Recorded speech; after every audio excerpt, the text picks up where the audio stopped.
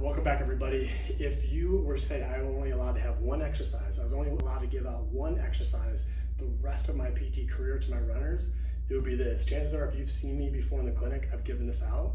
This is called hip burners. If you're doing this right, you'll know why.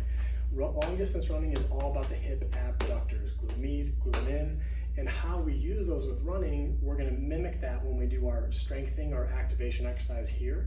If you're on the ground and doing clams, that's a good regression or a good priming or prepping for the muscle, but we need to work the muscle how we use it with running. So you can take your stability ball, Swiss ball, physio ball, put to the side of your knee.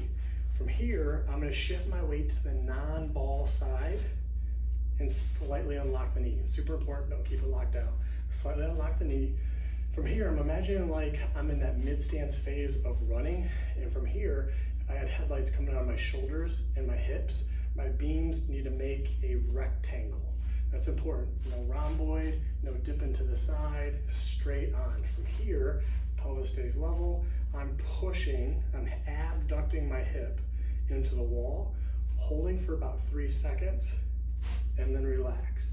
Again, push. If I'm doing it right, you're gonna feel it working over here. This is how we use that muscle with running. When we don't have that stability or that strength, we'll see this, that dropping.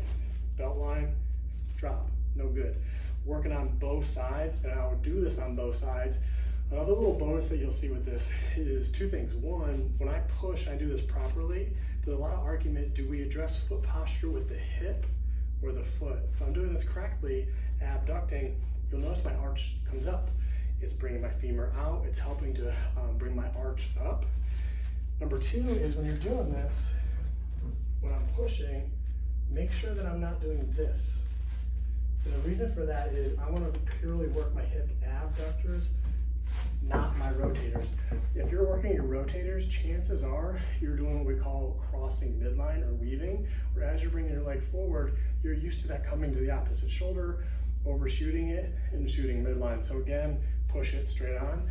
If you're not feeling your glutes, look at some of the troubleshooting ideas down below.